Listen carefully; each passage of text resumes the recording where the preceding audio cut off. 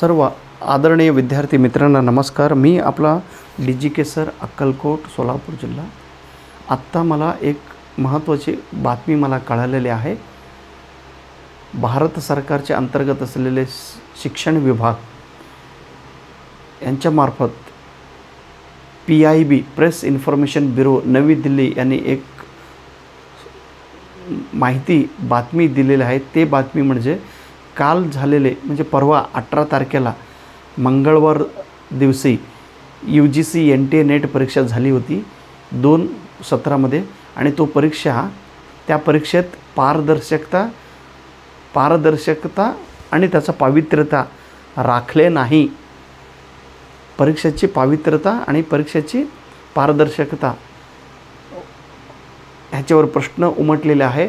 त्यामुळं हे माहिती कोणाला कळलं की परीक्षेच्या काही लोकांना चेकिंग न करता तसंच एक्झाम हॉलमध्ये दिलेले काहीतरी गडबड झालेले आहे अशी कल्पना ह्यांना मिळालेली. National cyber crime threat analytic unit, मग हे Indian cyber crime coordinator centre ह्याचा एक विभाग आहे. मग ह्यांना माहिती कळल्यानंतर हे हे हे हे unit ministry of home affairs ह्यांच्या अंतर्गतमध्ये ते काम करतात. मग ह्यांना परीक्षा सुरळीत झाला नाही, परीक्षेमध्ये काहीतरी गडबड झाली हे कळल्यानंतर हे सगळं माहिती ह्यांनी UGCला पाठवून दिलेलं आहेत. आणि UGCला पाठवून दिलं युनिव्हर्सिटी ग्रँट कमिशन ह्यांनी सांगितलेलं सगळं तक्रार प्रॉब्लेम्स हे ऐकून घेऊन मग ह्यांना पण सत्यता वाटलेली आहे. म्हणून आज 19 तारखेला रात्री 10:02 एक निर्णय घेऊन तो निर्णय सर्व विद्यार्थ्यांपर्यंत पोहोचवलेला आहे. कोण? PIBने. काय निर्णय घेतले? कॅन्सलेशन ऑफ UGC नेट जून 2024. आता ही परीक्षा रद्द झालेली आहे आणि पुन्हा एकदा परीक्षा होणार आहे. आता येणारी परीक्षा ही ऑफलाईन आहे का ऑनलाईन होणार आहे काय माहीत नाही. मला वाटतं आता ऑनलाईन होईल एक्झाम, कारण ऑफलाईनमुळं असं जर प्रॉब्लेम होत असेल तर त्यांनी सरळ ऑनलाईन परीक्षा घेतील बघा, कारण तिथं ऑनलाईनमध्ये अशी प्रॉब्लेम्स वगैरे येत नाही. आणि हे कसं आहे, 10-10 लाख विद्यार्थी परीक्षा बसतात. 10-10 लाख विद्यार्थी पैसे, वेळ, सगळ्यात महत्त्व म्हणजे वेळ खर्च करून ते अभ्यास केलेले असतात. भरपूर ताण पडलेला असतो. घर संसार सांभाळून अभ्यास करणारे कितीतरी विद्यार्थी आहे, रात्रंदिवस अभ्यास करणारे विद्यार्थी आहे. मग असे प्रामाणिक विद्यार्थ्यांना पुन्हा एकदा पेपर देणं म्हणजे किती मोठं दुर्दैव आहे हो. मग हे काही मूठभर केलेले नालायक लोकांनी केलेले हे त्यांचा परिणाम हे सर्व विद्यार्थीवर होणार आहे. परंतु सरकारने हे निर्णय घेतलेले आहे. ह्या निर्णय घेत असताना त्यांना थोडं नीट परीक्षेबद्दल भीती आहे, कारण नीट परीक्षेमध्ये अशी गोंधळ झालेले आहे. कुठं हरियाणा राज्यात आणि बिहारमध्ये पाटणा येथे काही विद्यार्थ्यांना 720 पैकी 720 मार्क मिळालेले आहेत. मग ते मार्क कसं मिळालं काय ते सगळं कोर्ट मॅटर सुप्रीम कोर्टामध्ये आहे. आणि सुप्रीम कोर्ट काल सरकारला आणि NTAला दणका दिलेले आहे, अशी जर तुम्ही चूक करू नका म्हणून 1665 विद्यार्थ्यांचं पुन्हा एकदा नीट होणार आहे. मग बाकी विद्यार्थी म्हणतात पूर्ण रद्दच करा, पुन्हा एकदा पेपर घ्या. हे जर देशात असं जर घडत असेल तर ते देशाला मारक आहे.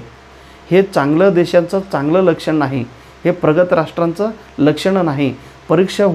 परीक्षेमध्ये अशी गोंधळ, मग कायद्याचं भीती नाही का? मग अशी नालायक करणारी लोकांवर तुम्ही कधी कारवाई करणार? हे बघा, कमीच लोक असे काम करतात. अभ्यास करणारे विद्यार्थी असली भांडगण असली नालायक प्रवृत्ती चांगल्या विद्यार्थीमध्ये नसतोच. आता नाईलाज आहे, सरकारने असे निर्णय घेतलेला आहे. हे चूक आहे का बरोबर आहे हे आपण ठरवा. परंतु एक मात्र निश्चित, तुम्हाला त्रास झालेले आहे, जे अभ्यास केलेले विद्यार्थी त्यांना त्रास झालेले आहे. मग त्रास झाल्यामुळं कृपया सहन करून घ्या. अजून तुम्हाला 1 महिन्याचं वेळ मिळालेलं वेळेचं पुन्हा एकदा व्यवस्थित रिव्हिजन करा आणि येणारा पुन्हा एकदा नेट एक्झाम एकदा परीक्षा पास व्हा आणि ह्या प्रॉब्लेममधून मुक्त व्हा, परीक्षा पास व्हा.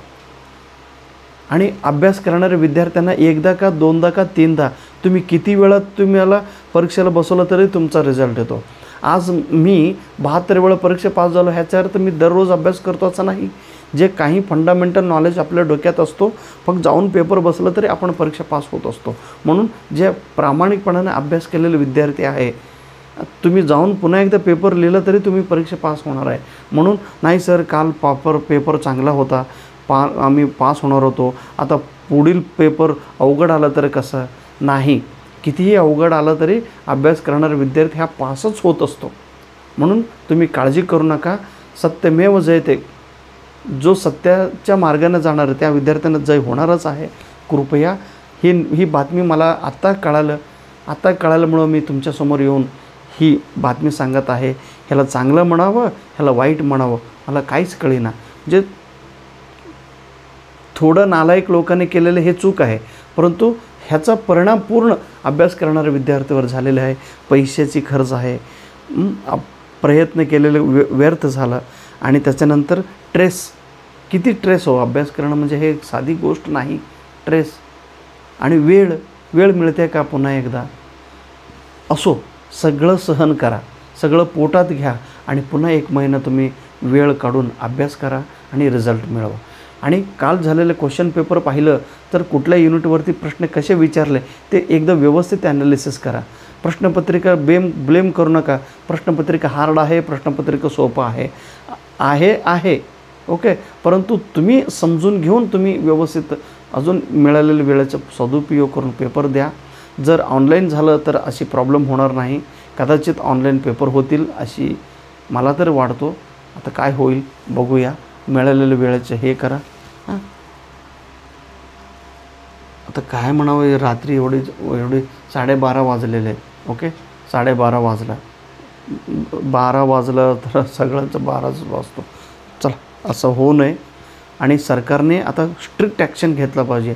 कारण हे प्रॉब्लेम CBIला दिलेले आहे. CBIने ही चौकशी करून चूक केलेल्या लोकांना अरेस्ट करून त्याच्यावर कारवाई ते करतील. आपण अभ्यास करून पेपर पुन्हा एकदा लिहा.